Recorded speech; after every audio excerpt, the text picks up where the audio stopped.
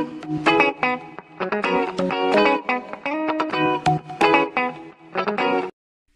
visuals, welcome back to another Visual Guy podcast featuring the one and only Christine Bergie. G'day. And then everyone gives you a round of applause as you enter. Yeah, he's back and he's never been anywhere. No, I haven't. And and yours truly, Mr. Daniel. What's a cool name? Gordon. Daniel Craig. Oh, it's James Bond. Daniel Craig's James Bond, isn't he? He is for now. No, right. Okay, so this edition of the podcast is all superhero really related and sort of comic book media, just minus the comic books, just the TV and film adaptations of said comic books and animes. First of all, I'll get to some. I'll tell you what. I'm gonna I'll put my TV on mute. I'll just put a random Yu-Gi-Oh episode on for the background. The new Dragon Ball film, right, has just come out. No, I haven't seen it myself yet, but I bought the other films. I've already seen them, but I thought they're only £7 in Asda. The new Dragon Ball. Why is it a 12? Because Dragon Ball's fucking hardcore, mate. Fucking hell. Bit of blood. Is it? Maybe a little swear word here, there, and there, everywhere. It's not completely kid friendly. I don't know. But yeah, the new Dragon Ball film, Broly. It's smashing so many fucking records over in Japan because it's mint. Apparently, in Japan and China, it's taken fucking hundreds and hundreds of million yens and shit. It's broken Pokemon's record in the US for best for the amount of money in animated films taken. The film is an article people have been saying you leave the cinema feeling better than when you've just had sex. Apparently, It's that good. It's supposed to be deeply emotional to all Dragon Ball fans because it's a different. The other Broly films, this is a different one. It's like in a sub-universe. Is it out over here then? It's out over here on the weekend. Fingers crossed, Carl, I'll get it because I need to see it because it shows you the three main Saiyans. You've got Goku, Broly, and Vegeta, and like the different paths that they've had and shit like that. Because Broly's a fucking. Yeah. They're all the same race and shit. It looks amazing. It looks unreal. I just wanted to bring that up and point that up there that it's going to be badass because I love Dragon Ball. I know that you know what it is, but it's a film that I definitely have to go see ASAP. Okay. And then the next talking point is something I won't get too heavy on because you have not seen it yet, and it's Punisher Season 2. It's fucking phenomenal. Well, no, at the point of recording you haven't seen it, but by the time it goes up you would have seen it. So I could spoil it for future Chris. No. If you could bring future Chris here and then present Chris can leave. No. You haven't even watched Season 1, have you? I started watching Season 1, yeah, but I just could not get into it. But I think Season 2 looks fucking mint. Yeah. I'm going to have to watch Season 1 to watch Season 2, aren't I? Yeah. Yeah. Obviously you will. So, I am going to persevere. I am going to sit myself down and watch it. Even if watch you don't... Season 1. If you don't like the whole of Season 1, right, I guarantee you'll still love the last episode because the fight between him and Jigsaw, before he becomes Jigsaw, is just fucking sick. My mind might not be in the right frame at the time, I don't know, but it has to be we shall see. I said to you, it has to be the most bloodiest show ever because Frank Castle's constantly getting a random body part injured, healing it up, and as that's healing, he's getting another part fucking... But the way just a random guy takes on so many people, but the Season 2, Episode 1... a lot of people might look at it and think, oh, that's a bit slow. But I thought it was fucking amazing because Frank Castle's a maniac. He's a psycho. He's just a badass. He gives zero fucks. He can kill everybody. Like, so I've seen the trailer. I kind of figured out... I did kind of like spoil it for myself watching Season 1, like watching the trailer for Season 2. Yeah. But I kind of get the gist of the crack of Season 2 from Season 1. But yeah, I'll give it a gun. But yeah, Season 1 is just a mint representation of Frank Castle because obviously his history, his family were all killed and murdered and shit. And it shows Frank Castle at the start of this season he's quite in a happy-ish place, but he actually becomes quite vulnerable and he opens up and you see him well up and shit. And it's he's got a friend now, hasn't he? Yeah, but it's not something you kind of see with Frank. He never really usually opens up, you know, he's like, I'm a hard fucking thingy. But then after seeing his vulnerable side, you just kick straight off into like the last final 20 minutes of the episode of just him just fucking slicing throats and fucking ripping... Oh my fucking god, man. Beautiful. You get a really great world of what is Frank Castle and who he is and stuff. Yeah. And there's the smallest, most unirrelevant twist in the first episode of how he meets the blonde girl. You think, oh, they're going to meet this way. but it's not. It's the most smallest, irrelevant twist, but I really enjoyed it. I'll start watching season 1 tonight, which is Saturday. Mm-hmm. So them not watching us. Do you know what's pissing me off as well, though? What? Because the second this is all finished and the dust is settled, you get the announcement Netflix has cancelled Punisher. Oh. Because there's only... They haven't yet, but they will, because they've cancelled every other show bar this and Jessica Jones, and, well, I think The Defenders speaks for itself because 3 of the Defenders shows have cancelled. Yeah. So I'm hoping that they do say it's cancelled, but all it is to either build something up in Disney I wonder what they've got MCU. in line then, because they've just announced, Netflix, that they've put £10 billion to the side for films that they're going to release, films and TVs they're releasing this year. 10 billion. There must be new untouched sources yet. As in So stuff. they must be doing something. Well, if they cancel it, they're fucking idiots. This season was so fucking good. And then we'll jump straight on to the next thing, and it is a season that you have watched. It's got released to Netflix, I think it was the 1st of January, 2nd of January. The dust should have settled. People should have watched it. We won't go heavy spoilers, but we'll talk about I'm it. intrigued now. What? I'm only bringing it up because this is a character you said was fucking rubbish and shit. And I hope to God your opinion has changed. I remember you saying this directly, that this person was shit. I'm intrigued. And that is what did I say? the show Titans, and you said Robin was shit before you watched Titans. Yes. So now you've had an introduction I watched that. to that he's talking. What's it called? The Grand Tour. Fucking brilliant. Watch the Grand Tour if you haven't already. Just quick that in there. Watch the Grand Tour. There's Jeremy Clarkson on a bicycle. You said it was crap. You watched Titans. What is your opinion on Dick Grayson now? Dick Grayson, I am recommending it to everybody at work. Well, are you? I am. What's your thoughts on him though? Ellie, shush. The dog is making a weird hum. On Dick Grayson, I like him. He's mint. I like him. Like first, when I seen the trailer, I will admit I was a bit sceptical about it. I was like, oh. The second he said "fuck Batman," I was like, yeah, this is mint. I kind of agree with you at the end though. Where I thought I don't want to spoil it just in case the people haven't watched it. Yeah. Then again, it has been out for a while. But when good old Batman is not friendly anymore. Yeah, good old Batman is less so. Without spoiling it, Batman hits his breaking point, which is if he was real, it would have to happen. The dog is just not letting us. Oi! Shut up! Now, doggy. Person. Oh, she's making a move. Oh no, she's looking. Yeah, don't get a dog. Or at least don't record videos in a room where the dog's chilling. I'm gonna have to escort you out the premises. Get her out, Chris.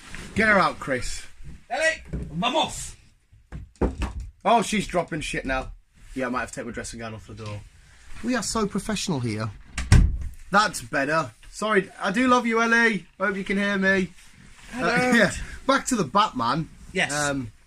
That's just pure made me think of Kevin Smith's old podcast because his dogs were always barking in the back and I used to love it. Not surprised he reached breaking point, but it's not the Batman we know. It's a mind game. But that's all I'm going to say. It's not actually. I won't say that much. No.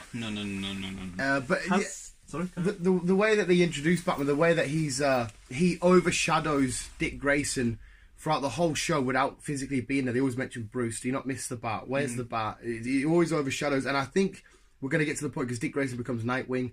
In the next coming seasons after the cliffhanger is resolved, we should see him as Nightwing because he's done with Robin. I was just about to say, has season 2 been announced yet? Do we know? Oh, there'll be I think there's season 2 because they've just got it on the DC app, the Warner Brothers DC app. Yeah. But yeah, so you like Robin now. I think the whole programme was brilliant. Yeah, the whole programme was mint, but he was obviously the focus point, the main character. And it was, like I said, you slated him. You've seen him now. I've seen him. It doesn't help that all the depictions of Dick Grayson and Robin have been like, oh, he's a weird little guy in shorts, and he's like, yo, look at me, I'm the little sidekick, I'm Boy Wonder.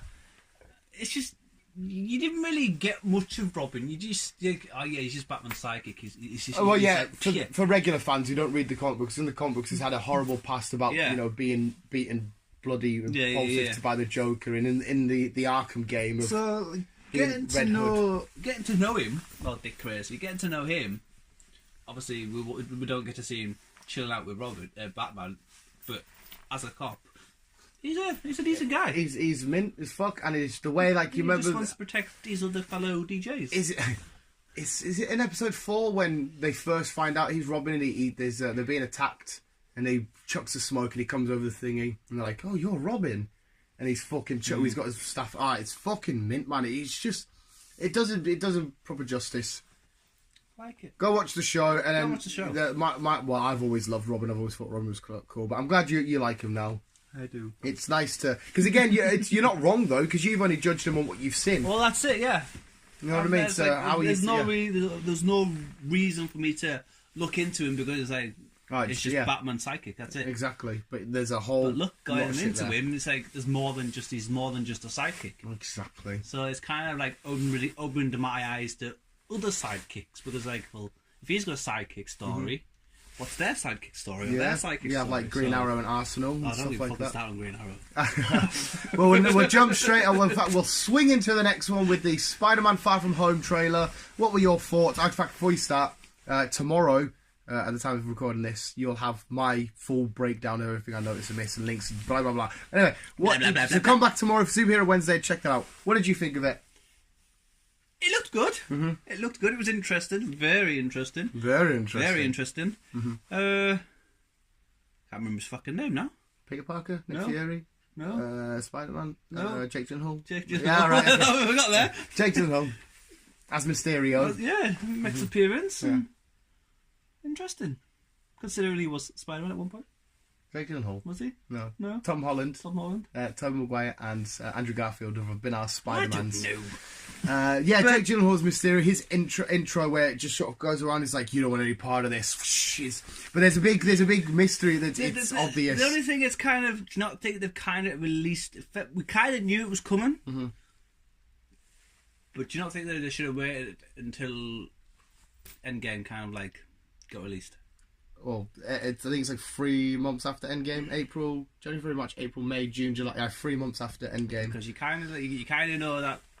Yeah, you kind of knew that Spider was going to be alright anyhow. But you kind of knew that. But it's like you got Nick Fury, who's like, well, he obviously survived. This question shall be answered if you come back to Superhero Wednesday tomorrow. Because a couple of other people, so I was like, yeah, okay. Then. Kind of like spoiled kind of the ending for Endgame. Well, but anyway, it kind of hasn't because obviously you knew it was coming anyhow. Well, I'll give the little bit of the video away now. It hasn't because the reason why everybody's happy and jolly and like nothing's happened is because they never faded out. Infinity War never happened. Because of the events of Endgame, of the time travel shit, they can carry on with their lives as if nothing happened and you can just put it straight out there because that battle never took place. Peter never faded out. Nick never faded out. It's all fine. I'm confused now. What? Well, so when is this timeline? It's in the films. It's all as it is, right? But at the events of Endgame, with the time travel that's about to happen, they've erased everything bad that happened with Infinity War. So Peter never faded out and everything like that. So technically, you can just skip straight ahead. So forget Endgame has happened. If you're just going from one Spider-Man to another. Not forget Endgame has happened, and forget that Thanos won in Infinity War and snapped. That never happened because the time travel shit is going to erase all of that. So they can carry on as if nothing happened because technically it never happened because of the time travel. Right, okay. Yeah. So that's why, because there's a big question, why does everyone seem happy and jolly and like, what, you know, you were dead a few months ago, but he wasn't dead because it never happened because the time travel stuff saved it. Yeah, but that's the time travel stuff in Endgame, though, isn't it? Well, no, the time travel stuff that at the start of Endgame, kind of towards the end of Infinity War.